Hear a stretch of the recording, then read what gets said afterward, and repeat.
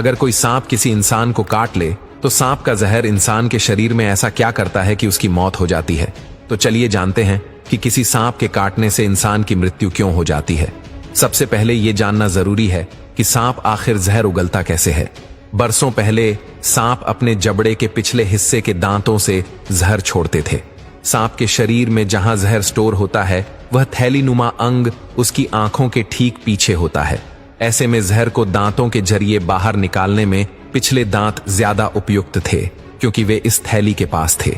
मगर इस तरह के सांप अपने शिकार को निगले बिना उस पर अटैक नहीं कर पाते थे, इसलिए धीरे धीरे विकास हुआ और सांप अपने जहर को आगे के दांतों से उगलने लगे।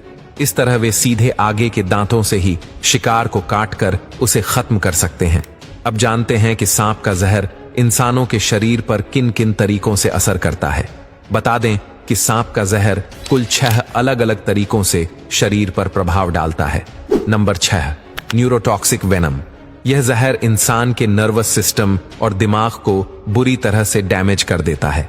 यह सीधे न्यूरोट्रांसमीटर्स पर हमला करता है जो न्यूरॉन्स के जरिए दिमाग तक सिग्नल पहुंचाने का काम करते हैं और दिमाग के डैमेज होते ही इंसान की मौत हो जाती है।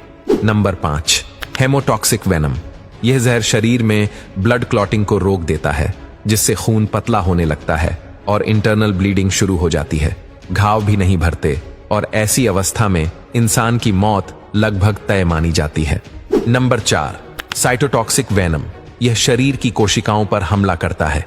इसके असर से सेल्स अंदर ही अंदर सड़ने लगती हैं और उनमें फफोले पड़ने लगते हैं जिससे सेल्स मरने लगती हैं और धीरे धीरे इंसान की मौत हो जाती है।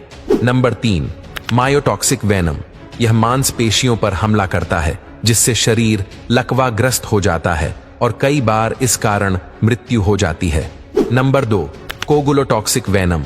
यह इंसान के खून की क्लॉटिंग प्रक्रिया को तेज कर देता है जिससे शरीर के अंदर जगह जगह खून के थक्के जमने लगते हैं और ब्लड सर्कुलेशन रुक जाता है जो मौत का कारण बनता है। Number 1, cardiac toxic venom. यह सीधे दिल पर असर करता है जिससे दिल का काम बंद हो जाता है और इंसान की मृत्यु हो जाती है। आइए अब जानते हैं कि क्या होता है जब सांप का जहर इंसान के खून में मिक्स होता है। यहाँ 2 ग्लास बीकर्स में इंसानी खून रखा गया है। पहले जार में खून के साथ थोड़ा सा पानी मिलाया गया और दूसरे जार में खतरनाक टाइपान स्नेक का जहर। जहर की केवल 1 बूंद ही मिलाई गई थी ताकि कम मात्रा में असर देखा जा सके।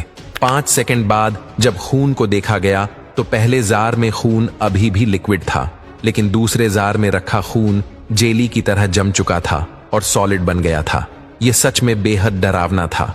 हालांकि यह असर कुछ मिलीलीटर खून पर ही हुआ था, लेकिन इंसानी शरीर में कई लीटर खून होता है और जब शरीर में ऐसे छोटे छोटे थक्के जमने लगते हैं तो ब्लड सर्कुलेशन रुक जाता है और इंसान की मौत हो जाती है।